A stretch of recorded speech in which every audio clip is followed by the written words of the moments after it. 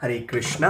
चलो यार, अब दोबारा बुक की रीडिंग स्टार्ट करते हैं, बट इसमें हम एक और चीज़ देखेंगे। हम इसमें सारे कैमरा एंगल्स भी लगा लगा के देखेंगे, ठीक है। चलो 2 सेकंड।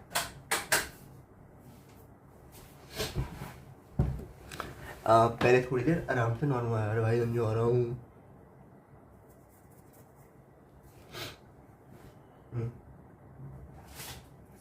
चलो भाई स्टार्ट करते हैं। 1 घंटे बुक पढ़ेंगे।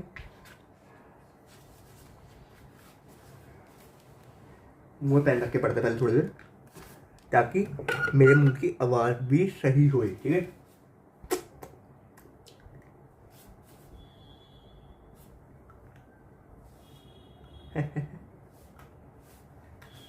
धूल की जमीन पर प्रकृति बारीक बारीक नक्काशी रखी थी। दरवाजे में पीतल और लोहे के मोटे मोटे फुल्ली खिला लगे थे। फुल्ली खिला लगे थे। साथ में लगे पीतल के फूल लोहे के कीलों की तरह काले पड़ गए थे। तभी दरवाजे न बेड़िया थे, भारी और मजबूत। बरामदे में दीवार के नीचे गेरू की डिजाइन की मट्टी बनी थी। प्राचार्य के दरवाजे के आजू बाजू की दीवार में नीले रंग के मोर बने थे। उसमें कहीं कहीं लाल रंग के छींटे थे। कार्यालय के कमरे के दरवाजे के पास गणेश जी बने थे। गणित विभाग के कमरे के अंदर एक पक्षी बना था। आश्चर्य था कि हाथी कहीं नहीं बना था। कक्षाओं के लिए अनेक कमरे खाली थे। एक खाली कमरे की दीवार में हाथ के 18 छप्पे बने थे। खिड़कियां छोटी थी।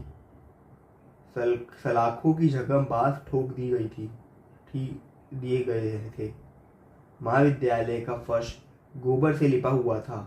3 कक्षाओं में बेंचें रखी थी और एक एक टेबल। कुर्सी नहीं थी। कुर्सी की कमी थी। 11 कमरे थे। 3 कमरों में पढ़ाई होती थी। एक कमरे में प्राचार्य बैठते थे। महाविद्यालय के सामने एक मैदान था। वहाँ झंडा फहराने के लिए एक मोटी बल्ली गड़ी थी। उसमें एक ऊंचा बांस बंधा था। बांस में झंडा फहराकर बल्ली में बांध दिया जाता था। महाविद्यालय से लगी हुई एक झोपड़ी में प्राथमिक शाला थी। देखो मैं पढ़ भी रहा हूँ, पर मैं ना अज्यूम नहीं कर रहा था, इसको ध्यान से पढ़ेंगे अच्छे से। माध्यमिक स्कूल गांव में नहीं था। माध्यमिक स्कूल गांव में नहीं था। इस गांव और पास के शहर के लिए यह एक अतिरिक्त महाविद्यालय था। शहर के अंदर भी एक महाविद्यालय था। वहाँ 125 लड़कों का जमघट था। प्राथमिक स्कूल के शिक्षक महाविद्यालय के शिक्षक का बहुत आदर करते थे। गांव वालों को कहना था कि महाविद्यालय के इतने कमरे खाली है, उसमें प्राथमिक स्कूल लग जाता तो ठीक था। प्राचार्य और कमेटी के लोगों को एतराज नहीं था, परंतु एक दिक्कत थी। स्कूल के बच्चों को हल्ला बहुत होता था। स्कूल के शिक्षकों का कहना था कि वह बिना हल्ला किए पढ़ाएंगे और पढ़ाते समय खिड़कियां दरवाजे बंद कर लेंगे। स्कूल के बच्चों को जब यह मालूम पड़ा कि महाविद्यालय के कमरे उनके हल्ले गुल्ले के कारण नहीं मिल पाएंगे, तो छोटे छोटे बच्चों ने हल्ला गुल्ला करना, चिल्लाना करीब करीब बंद कर दिया था। आसपास में झगड़ा करते थे तो चुपचाप केवल शिक्षक के पढ़ाने का हल्ला होता था। बच्चे आपस में फुसफुसाकर बात करते थे। छोटे छोटे बच्चों के होठ में चुप रहने के इशारे के रूप में एक उंगली आदत की तरह रहती थी। शिक्षक नहीं होते तो लगता था कि कक्षा में कोई नहीं है, ऐसी शांति होती थी। परंतु जाकर देखने में मालूम होता था कि 40 लड़के लड़कियों में आधे से अधिक होठ में उंगली रखे चुप है और बाकी बिना उंगली रखे। बच्चे मुंह में उंगली रखे आते जाते दिखते थे। महाविद्यालय के सामने एक हैंडपंप था। बीच में पानी पीने की छुट्टियों में बच्चे और लड़के जरूर पानी पीते थे। गिलास से पानी पीने के लिए स्कूल और महाविद्यालय दोनों जगह घड़े और चम्मू रखे थे।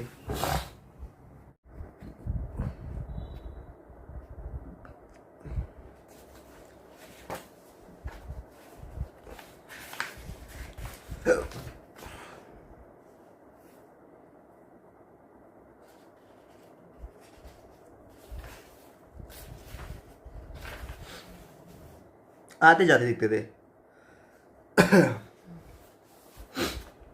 घड़े से निकालकर गिलास से पानी पीना प्राचार्य और शिक्षकों के लिए प्राथमिक स्कूल तक के बच्चों को अच्छा नहीं लगता था। महाविद्यालय के प्राचार्य पानी पीने हैंडपंप तक जाते थे। कभी उनके हाथ शिक्षक होता, क्लर्क होता या चपरासी होता जो हैंडपंप चलाता था। शाला के पीछे तालाब था। तालाब के किनारे पेशाब करने की आड़ बना दी गई थी। 8 लड़के एक साथ पेशाब करते थे।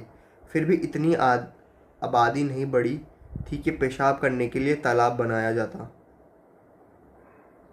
जब महाविद्यालय के प्राचार्य अकेले बाहर आते तो तब सब समझ जाते कि पानी पीने नहीं पेशाब करने निकले हैं। प्राचार्य जब उठकर खड़े होते तो कहते बाहर चला जाए, तो यहाँ बैठे शिक्षक भी उठ जाते कि पानी पीने जा रहे हैं। जब पेशाब करना होता था तो आचार्य बोलते थे देते, पानी नहीं पीना है, तब ये अकेले जाते थे।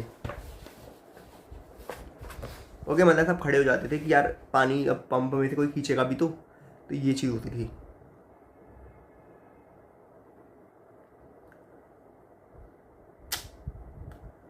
ठीक है, इतना सेल्फ ऑब्सेस्ड नहीं होना चाहिए। ठीक है बेटा। तालाब को देखने से पता नहीं चलता था कि तालाब पहले बना था या दाऊ का बाड़ा। एक बच्चे तालाब की प्राचीनता पता लगाने का कोई तरीका नहीं था। एक कच्चे तालाब की प्राचीनता पता लगाने का कोई तरीका नहीं था। तालाब के किनारे कोई मंदिर नहीं था। मंदिर की प्राचीनता से तालाब की प्राचीनता का अंदाज़ा होता, परंतु तालाब नया नहीं था। राहत कार्यों के बाद एक गहरा और बेडौल हो गया था। तालाब का पानी अनायास नहीं दिखता था। ऊंची मिट्टी की दीवार के अंदर पानी था। तालाब वहीं अच्छे लगते थे जिसकी ऊंचाई ज़मीन की सतह के बराबर होती थी। ज़मीन के समतल के बाद तालाब का समतल होता था। ज़मीन के समतल के बराबर पानी का समतल होता था। जितनी पुरानी मिट्टी और जल था, तालाब उतना ही प्राचीन लगता था। यह इतना प्राकृतिक और प्राचीन लगता था कि वहाँ ज़मीन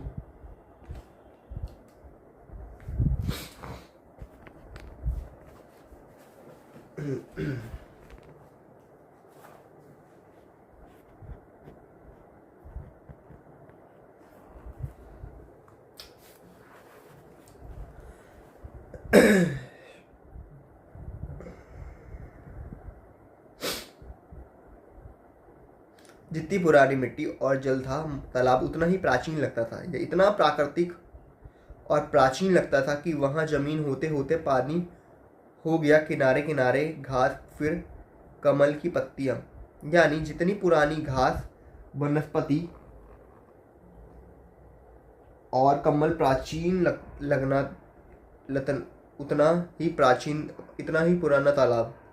इस तालाब में कमल नहीं था, जबकि सड़क के ऊपर मिट्टी डालने के लिए सड़क के किनारे जो गड्ढे खोदे जाते थे वह पहली बरसात में डबरे हो जाते थे।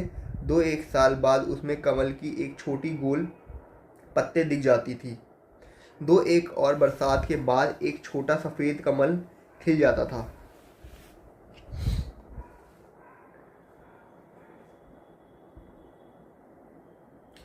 कमल खिल जाता था। रघुवर प्रसाद का एक कमरे का घर था। 30 रुपये महीना कमरे का देते थे। बिजली का मीटर अलग था। उनका कमरा बीच में था। आजू बाजू एक एक कमरे और थे, यह भी किराए से उठे थे। उन दोनों कमरों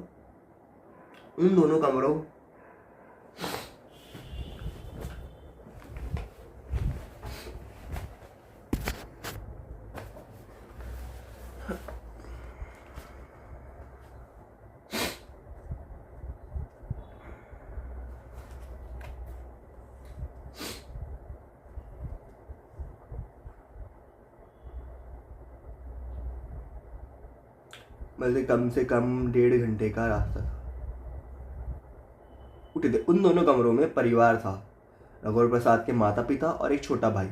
50 किलोमीटर दूर धर्मपुरा में रहते थे। बस से कम 1.5 घंटे का रास्ता था।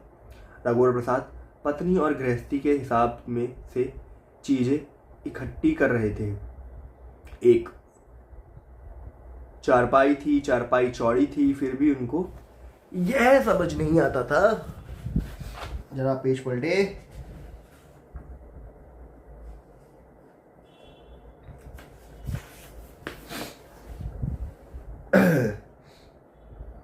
फिर भी उनको ये समझ नहीं आ रहा था कि उनको एक चारपाई और रखनी चाहिए या नहीं। पति पत्नी एक ही चारपाई पर रात भर सोते हैं, यह उनको ज़रूरी सत्य नहीं लगता था। रात भर का ज़रूरी सत्य ना हो, पर कुछ देर का सत्य होता। फिर भी इस सत्य को आड़ में रखने के लिए उनके पास दूसरा कमरा नहीं था। यदि 2 चारपाई होती तो यही सत्य दूसरी चारपाई की आड़ में होता। रघुवर प्रसाद की बड़ी बहन इसी शहर में थी। जीजा एक ट्रांसपोर्ट ऑफिस में क्लर्क थे। बड़ी बहन ने शक्कर, चाय पत्ती, जीरा, राई इत्यादि चौके की चीज़ों के लिए टिन के और प्लास्टिक के पुराने डिब्बा डब्बी दिए थे। आटा रखने के लिए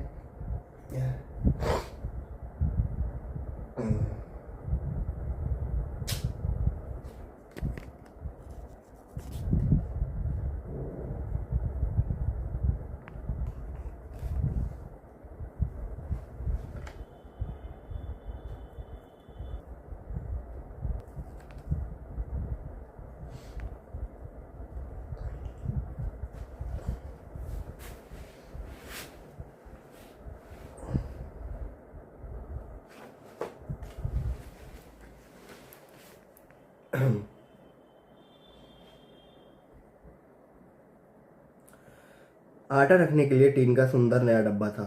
यह अस्पताल के प्लस्तर का खाली डब्बा था। पता नहीं बड़ी बहन को कहाँ से मिला था। गोल बाजार में खाली डिब्बों की दुकान से शायद खरीदा हो। जीजा के घर किसी का हाथ पैर नहीं टूटा था, या जीजा की किसी कंपाउंडर दोस्त ने दिया हो। तेल एक बोतल में था। चावल दाल में के डब्बे भी थे। चावल दाल और आटा वह झोले में रखना चाहते थे। चूहा के कारण इरादा बदल दिया। कमरे में सामने उनके हिस्से की पर्ची में बैटरी के खोखे में 3 गमले रखे थे।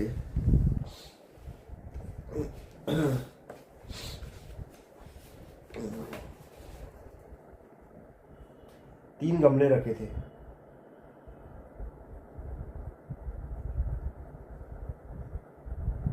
एक गमले में तुलसी लगी थी, 2 गमले में शोभा के पौधे लगे थे। बैटरी के खोखे भी बड़ी बहन ने दिए थे।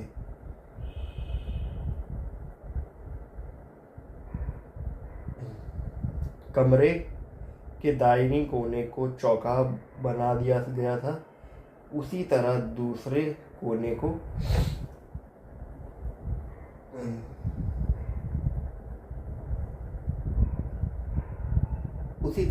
कोने में एक गुंडी और एक गड़ा रखा था। वही दीवार से बाहर नाली के लिए एक मुहाना बना था। दीवार में 2 अलमारी बनी थी। पल्ले नहीं थे। लकड़ी के तख्तों में अलमारी के खाने बने थे। पता नहीं कौन सी लकड़ी थी। तख्ते टेढ़े हो गए थे। उसमें अखबार बिछाकर उन्होंने किताब जमा दी थी। फर्श काले पत्थर का था।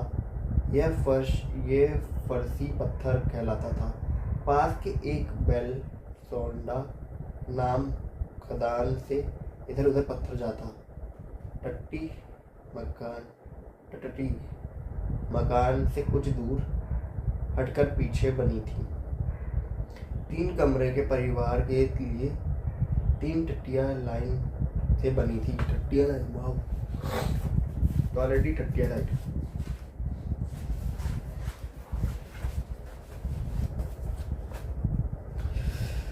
यार वैसे तो क्या भाई।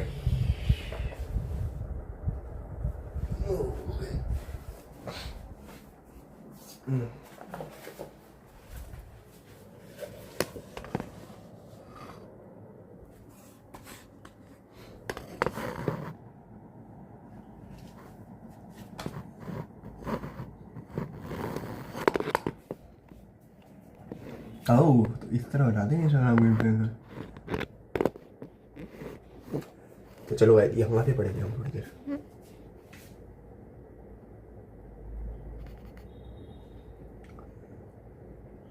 शादी के बाद अघोर प्रसाद 8 रुपये महीने के हिसाब से एक टट्टी में ताला लगाने लगे थे। टट्टी पता नहीं भाई क्या लिखा, पर टट्टी लग रहा है मेरे को। तो टट्टी का ताला एकदम नया था। टट्टी में बिजली नहीं थी। रात को टॉर्च या टिबरी लेकर जाना पड़ता था। टट्टी का दरवाज़ा ज़मीन से 6-7 इंच ऊंचा था। बाहर डिबरी रख दो तो भी बंद दरवाजे के नीचे से उजाला जाता था। 30 रुपए का कमरा और 8 रुपए की टट्टी का अनुपात ठीक नहीं बैठता था। टट्टी का किराया और कम होना था, पर घर गृहस्थी के टट्टी के इंतज़ाम में वह ठगा गए थे। पर यही ज़रूरी था।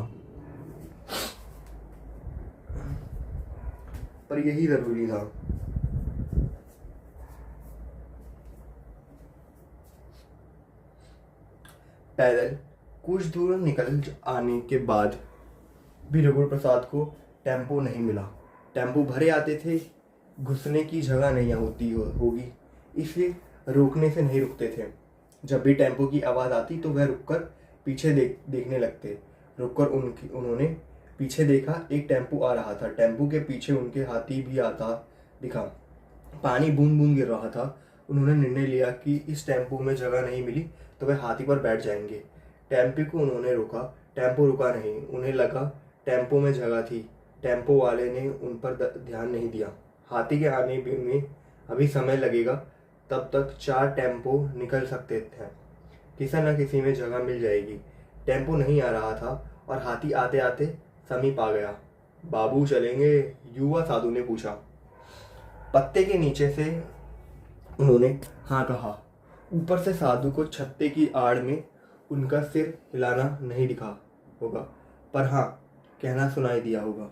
वे छत्ता ताने खड़े रहे। साधु ने हाथी से चिल्लाकर, फिर प्यार से बुदबुदाकर कुछ कहा तो हाथी धीरे से नीचे उठ बैठ गया। साधु ने किसी मंत्र से हाथी को बैठाया हो। तब रघुवर प्रसाद भी मंत्र मुग्ध खुद अपने हाथी पर चढ़ने का रास्ता वहीं खड़े खड़े देख रहे थे। शायद उन्हें लगा हो कि अपने को हाथी पर बैठा हुआ पा लेंगे। नीचे हाथ बढ़ाकर साधु ने रघुवर प्रसाद से ऊपर चढ़ने के लिए कहा। छत्ता उन्होंने बंद कर दिया था। छत्ता यार, छाता भाई, छाता। इतना क्या भाई, थोड़ी सी ना दूसरी भाषा में लिखे हैं ये, थोड़े पता नहीं कौन से एरिया के, थोड़ी दूसरी भाषा में लिख रखा इन लोगों ने। तभी मैं सोचूं, मुझे समझ के नहीं आ रहा है।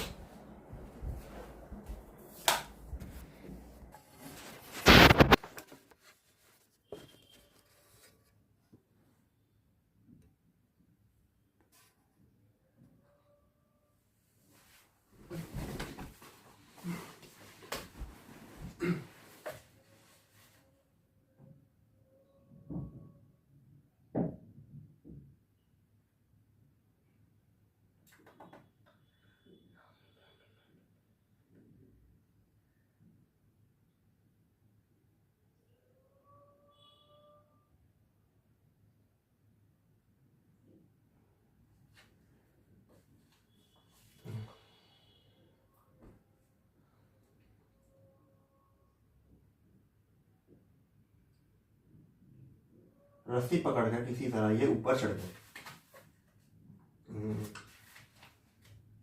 हाथी का शरीर बहुत खुरदरा था। संभलना कहकर हाथी को कुछ कहा तो हाथी खड़ा हो गया। हाथी इतना ऊंचा होगा इसका अंदाजा नहीं था। बूंदाबांदी हो रही थी। बंद छत्ता हाथ में था। जिस हाथ में छत्ता था, हाथ था हाथ से भी वह रस्सी किसी तरह पकड़े हुए थे। कुछ डर या संभल कर बैठे होने के कारण वह झुके हुए थे। घबराइए नहीं, गिरेंगे नहीं। हाथी आपको गिरने नहीं देगा, समझदार है।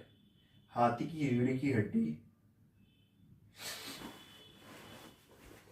हाथी की रीढ़ की हड्डी उन्हें गड़ रही थी। रीढ़ की हड्डी थी या रस्सी, यह निश्चय करने के लिए थोड़ा खिसकना पड़ता।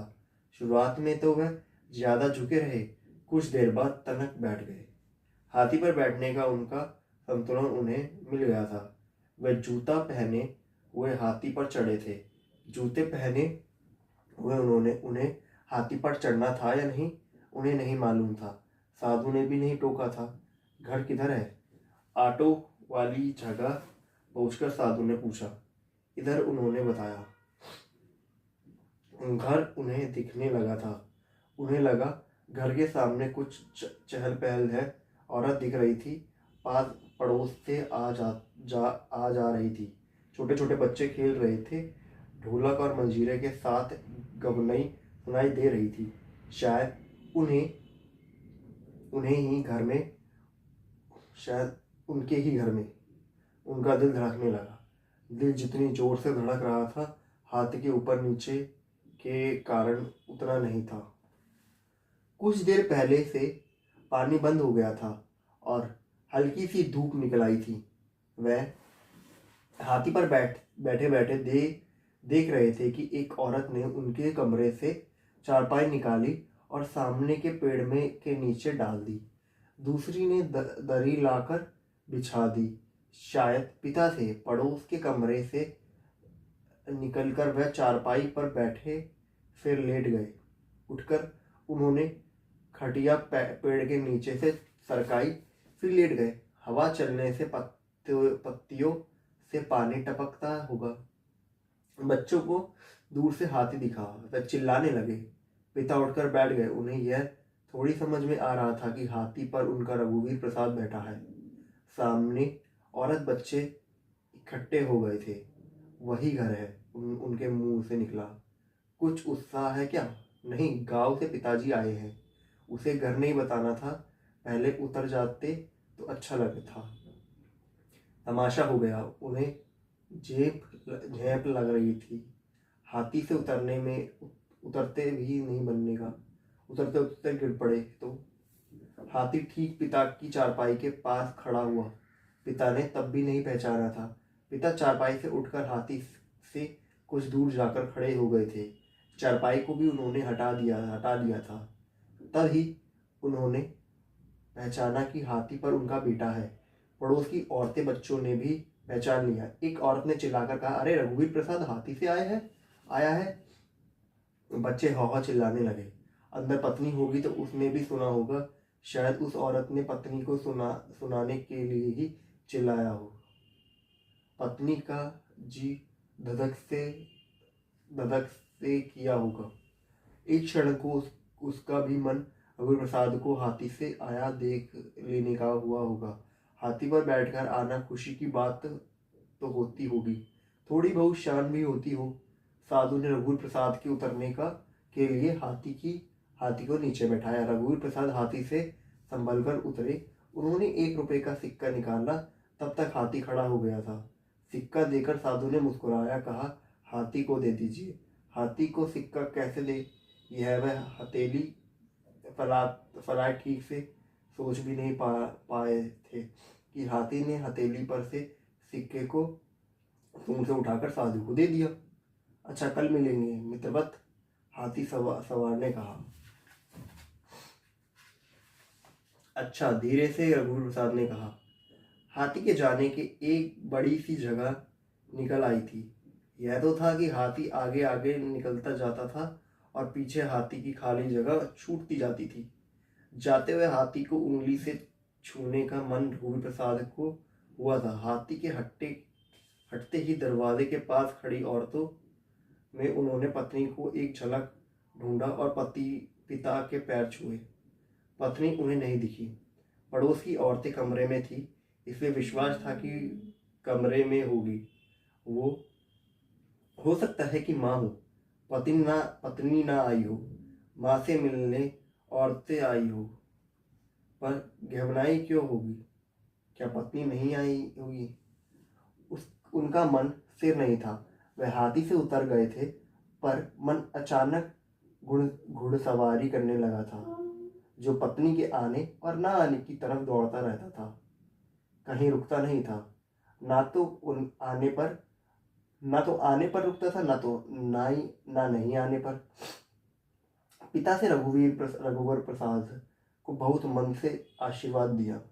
हाथी वाले को चाय नहीं पिला देते, या याद नहीं रही, कल पिला देना। पिता ने सोचा होगा कि वह महाविद्यालय आने जाना हाथी से करता है। कितनी देर हो गई आए हुए? रघु प्रसाद ने पूछा। घंटा 2 घंटा हुआ होगा। पड़ोसियों को मालूम पड़ा तो ढोकर लेकर घबराई करने लगी। बहू अंदर है, बहू को पहुंचाने आए था। तुमको छुट्टी तो मिलती नहीं? तुम्हारी माँ पीछे पड़ी थी, बहू को पहुंचा दो। बहू का मन नहीं लग रहा है, उदास रहती है। उसे अपने माता पिता की याद आ रही होगी। धीरे संकोच से उन्होंने कहा। यह पिता ने नहीं सुना।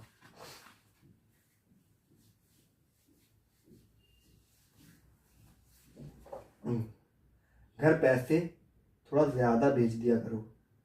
छोटू की बीमारी में इस बार पैसे खर्च हो गए। 20 दिन बुखार में पड़ा रहा। आने पर बहू ने बहुत सेवा की। तब तक तो वह ठीक हो गया था, अब एकदम ठीक है। तुमको चिट्ठी लिखे तो थे, चिट्ठी नहीं मिली? आश्चर्य से रघुवीर प्रसाद ने कहा। पत्नी ने भी लिखी हो और उसे ना मिली हो? पत्नी क्यों लिखेगी? वह भी नहीं लिख सके तब जब वह भी नहीं लिख सकी जब कितने दिन पहले लिखे थे? कुछ दिन हो गए। महाविद्यालय के पत्ते से तो नहीं भेजा, घर के पते से भेजे थे। पोस्टमैन से पूछूंगा। पूछते रहने से वह चिट्ठी देना भूलेगा नहीं। अच्छा, मुंह हाथ धो लो, चाय पी लो, थके होगे, पिता ने कहा। अम्मा नहीं आई? कैसे आती, वह कौन देखता। आपने चाय पी? हाँ पी ली। देखो, कप कटिया के नीचे धरा है। कप ले जाना, इसी में धो के पी लेना। ज़्यादा कप बसी नहीं निकाला करो, टूट जाती है। जी हाँ, ज़्यादा कप बसी नहीं थी, यही एक कप बसी थी, जिसे रघुवीर प्रसाद ने उठाया था। कप उठाते उठाते रघुवीर प्रसाद ने कमरे की तरफ देखा। कमरे के अंदर देहरी के पास उन्होंने कप रख दिया था। स्टोव जलने की गंध थी।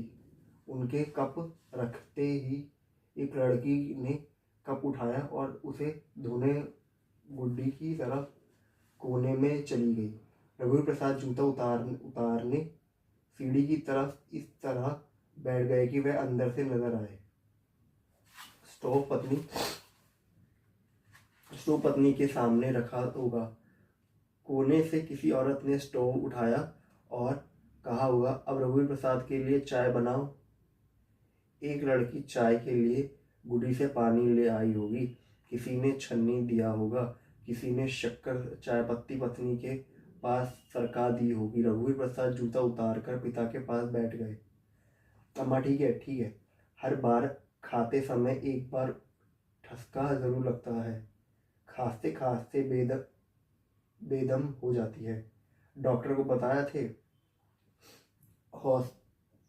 होम्योपैथी वाले को दिखाते रहते हैं। होम्योपैथी की दवा भी महंगी हो गई है। एक छोटी शीशी 5 रुपए की हफ्ते भर दवाई चलती है। एक छोटी लड़की बहुत धीरे धीरे कदम रखते हुए कि चाय न छलके, जैसे रस्सी पर चल रही हो, रघुवीर प्रसाद को आते दिखी। उसी के लिए चाय होगी। वह आगे बढ़े और लड़की के हाथ से कप ले लिए। जिसके लिए ले जा रही तो देने के पहले वहीं छीन कर ले गए। इस तरह लड़की ने रघुवीर प्रसाद को देखा और दुखी होकर लौट गई। चाय और पिएंगे? नहीं। जब जब आए होंगे तो कमरे में ताला बंद होगा। प्रसाद को चाय पीते पीते याद आया कि ताला बंद था। ताला कैसे खुला होगा? तुम एक चाबी दे गए थे ना? अच्छा, हुआ वही ताला लगाया था। दूसरा ताला लगाता तो परेशानी होती। क्या परेशानी होती? पड़ोसी अच्छे हैं, तुम्हारे आने तक वही रहते। तुम्हारे पास तो एक ही ताला था, एक नया ताला और लिया था। काहे के लिए? टट्टी के लिए। टट्टी के लिए क्यों? वहाँ चोरी होने का कौन सा डर था? चोरी नहीं, टट्टी में भीड़ लग रहती है, समय पर खाली नहीं मिलती। अरे इतना बड़ा मैदान तो है, खेत है। जी। टट्टी का ताला तुम निकाल कर रख लेना, एक ताला मैं ले जाऊंगा, पैरा कोठा में लगाऊंगा। पैरा चोरी पैरा चोरी चला जाता है, बड़ी मुश्किल से एक गाय का चारा जुट पाता है। टट्टी किराए से ली है। टट्टी किराए से? टट्टी तो थी, कोई मनाही थोड़ी थी। कल एक नहानी घर किराए से ले लेना, एक चौका किराए से ले लेना, जब गुजारा करना पड़ता है। तुम्हारी तनख्वाह तो किराए में चली जाती है, घर क्या भेजोगे? रघुवीर प्रसाद ने सोचा कि पिता टट्टी का किराया ना पूछ ले, इसलिए तुरंत कहा, बस मैं कोई तकलीफ तो नहीं बस कोई तकलीफ तो नहीं हुई थी। नहीं। रघुवीर प्रसाद को पिता कमजोर लग रहे थे। पिता से तबीयत के बारे में पूछेंगे तो अपनी सब बीमारियां बतलाने लगेंगे। तब रघुवीर प्रसाद को घबराहट होने लगी थी। उसका वेतन अच्छा होता तो वह बताता कि एक पुत्र अपनी पिता की किस तरह परवाह करता है। पिता की छोटी छोटी उपेक्षाओं के सामने वह असहाय हो जाता था कि वह अच्छा पुत्र नहीं समझा जा रहा है। अपनी असहायता से जब तक पिता साथ देते आए थे, पिता की असहायता में वह पिता का कैसे सहारा बन सकेगा? यही ना कि पिता को 200 रुपए की ज़रूरत है तो बेटे की सहायता के लिए पिता ज़रूरत को किसी तरह 150 रुपए तक सीमित कर दे। महाविद्यालय के पास घर मिल जाए तो एक बड़ा घर ले ले, आने जाने का पैसा बचेगा। अब तक औरतें चली गई, सब औरतें चली गई। हाँ, मैं बताना भूल गया, हलवाई के यहाँ से बताशा ले आते और बांट देते। कल भिजवा दूंगा। कैसे भिजवाओगे? जाने दो, ऐसे समय बड़े वाले बताशे बुलवा लिया करो, 2-2 बताशे बंटवा दिया करो। 30 त्योहार में पड़ोस में नाउन आती होगी, चाहो तो पता लगाकर बताशे भिजवा देना। जी हाँ। अब रहने दो, आगे चाहे ध्यान रखना। अंदर नहीं बैठेंगे? उसने पिता से पूछा। उसका भी अंदर जाने का मन था।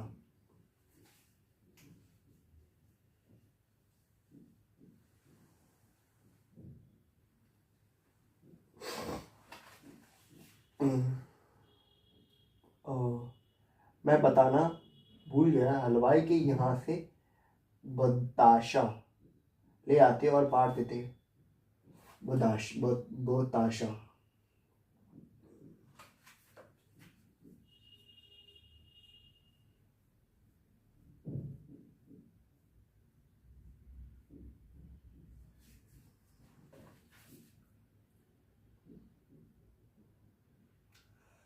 यहाँ हवा में अच्छा लग रहा है। दिया बत्ती का समय हो गया है, बहू से कह दे बत्ती जला दे। कुबेरी बेरिया अंधेरा नहीं होना चाहिए। जी। रघुवीर प्रसाद अंदर गए। पत्नी एक कोने में बैठी थी, गुड़िया बैठी थी। रघुवीर प्रसाद की पत्नी ने उसे अपने साथ के लिए रोक लिया था। गुड़िया को देखकर रघुवीर प्रसाद का मन हुआ उससे कहेंगे मैं छोटी हूँ की मात्रा गु ने नहीं कहा कि पति क्या सोचेंगे। गुड़िया को देखकर रघुवीर प्रसाद का मन हुआ उससे कहे गांव में छोटी हूँ की मात्रा गु पर नहीं कहा कि पिता क्या सोचेंगे। रघुवीर प्रसाद के आते ही पत्नी ने गुड़िया को फुसफुसाकर जाने को कहा होगा। वह भागती हुई चली गई। दिन के विदा होने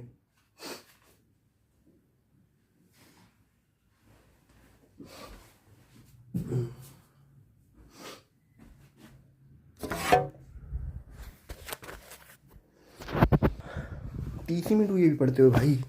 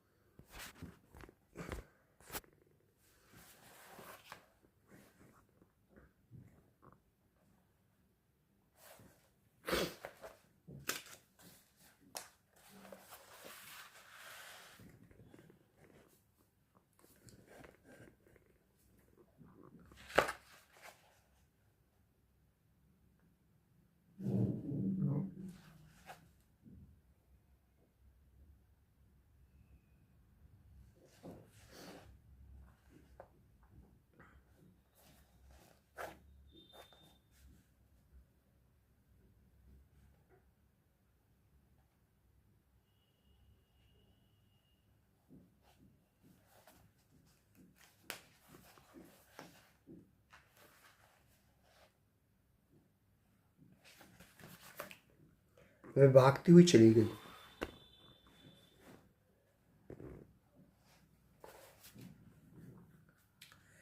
दिन के विदा होने का बाहर से कुछ अधिक अंधेरा कमरे में हो चुका था।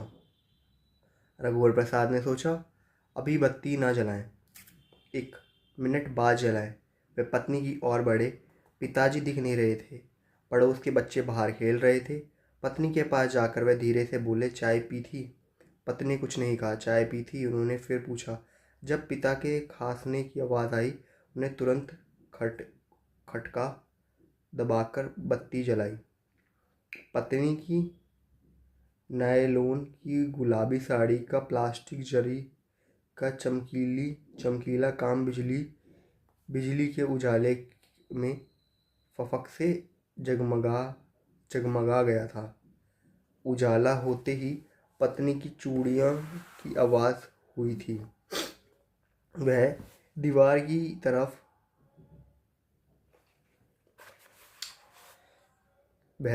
तरफ धीरे से घूम गई थी। लाख और कांच की ढेर सी चूड़ियाँ पहनी थी। अलता वाले पैर और उजाला होते ही साड़ी से छुपा लिया था। तभी पत्नी ने उसकी तरफ इसलिए देखा कि क्या वह भी उसकी तरफ देख रहा है। पत्नी देख रही है। देखकर वह मुस्कुराया तो वह भी मुस्कुराई। एक कमरे का घर जानकर पिता जानबूझकर 8 बजे की बस से लौट जाना चाहते होंगे। रघुवीर का मन था कि पिता रुक जाते। अंदर आ जाइए, रघुवीर प्रसाद ने दरवाजे के पास जाकर कहा। पिता उठे और अंदर आ गए। कमरे में एक बोरा बिछा था। पिता थोड़ी देर बोरे पर बैठ रहे, फिर उसी बोरे पर लेट गए। यह देख रघुवीर प्रसाद बाहर पड़ी खटिया अंदर ले आए। खटिया पर लेट जाते। नहीं, ऐसे ही अच्छा लग रहा है।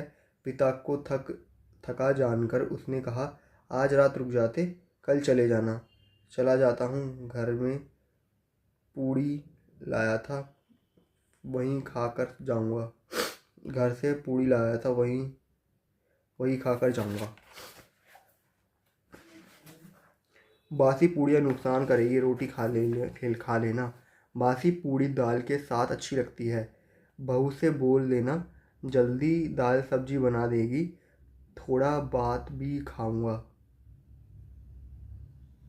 पत्नी खाना बनाने के लिए तैयार दिखी। उठकर चौके के डिब्बा को खोलकर दाल चावल ढूंढने लगी। जा बता दे दाल चावल कहाँ रखा है, पिता ने कहा। प्रसाद ने चावल दाल आटा के डिब्बे दिखाए। सब्जी की टोकरी को देते देते पत्नी के पास रख दी। टोकरी में आलू थे। पूड़ी बहुत थी, इसलिए पत्नी ने आटा नहीं छाना। खाना बनते तक पिता आँख बंद कर लेटे रहे। बेटे की गृहिणी की अटर पटर आंखें मूंद सुनना उन्हें सुख दे रहा था। उनको लगता होगा चलो बेटे की गृहस्थी हो गई। रघुवर प्रसाद कल की तैयारी में किताब खोलकर बैठ गए। पत्नी खाना बनाते बनाते पति को देख लेती थी। हर बार देखने में उसे छूटा हुआ नया दिखता था। क्या देख लिया है यह पता नहीं चलता था। क्या देखना है यह भी नहीं मालूम था। उस देखने में इतना ही मालूम होता होगा कि यह नहीं देखा था। पिता ने बहुत थोड़ा खाना खाया। 7 बजे गए थे। सड़क की बत्ती जल गई थी। आपकी तबीयत ठीक है, वह पूछ बैठा था। हाँ ठीक है, दिखना कम हो गया है। बाईं आँख से तो बहुत कम दिखता है। दाईं आँख में जोत बाकी है। मोतियाबिंद हो रहा है। घुटने में बहुत दर्द होता है। काम करने में थकावट लगती है। उठकर खड़े हो गए हो तो चक्कर आ जाता है। कमजोरी है, डॉक्टर को दिखा देते। होम्योपैथिक वाले को नहीं, अंग्रेजी डॉक्टर को। अच्छा, दिखा दूंगा।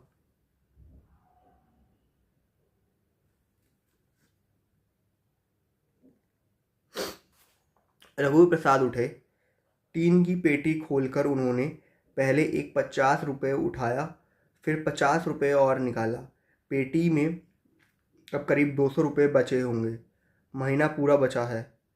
प्रबंध मंडल ने केवल 800 रुपये महीना स्वीकृत किया था। विभागाध्यक्ष को 1500 रुपये मिलते थे। इसके पहले डागा महाविद्यालय धमतरी में उनको 1200 रुपये मिलते थे। ये रुपये खर्च के लिए रख लीजिए। कितने हैं? 100 रुपये है। समझ लो बस से आने जाने में 50 रुपये खर्च हो गए। 20 रुपये और रख लीजिए, नहीं तुम्हारा भी खर्च है, पहले भी रुपये दिए थे। रख लीजिए, मेरे पास और है। रघुवीर प्रसाद रिक्शा बुला लाए थे। बहू ने पैर छुए तो पिता ने आशीर्वाद दिया। आजू बाजू के कमरों से औरतें बच्चे झांक रहे थे। पिता के बैठने के बाद पिता का झोला लेकर रघुवर प्रसाद भी रिक्शे में बैठ गए।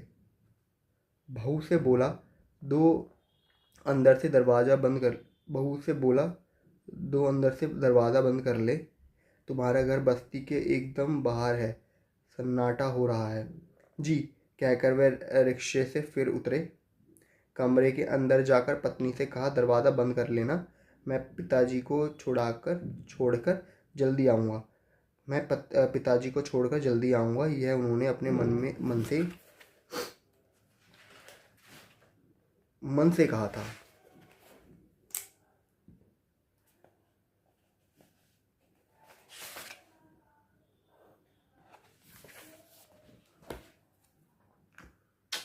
आज की रीडिंग कंप्लीट गाइस, 39 मिनट्स। सोचा था 1 घंटा पढ़ूंगा पर पढ़ाई नहीं जा रहा। पता नहीं आजकल भाई इतना क्या होगा कि पढ़ाई नहीं जा रहा है। एकदम कंफर्ट जोन से बाहर निकलना पड़ेगा, वरना ऐसे तो थोड़ी काम चलेगा। एक ही वाला एंगल भी। हरे कृष्णा।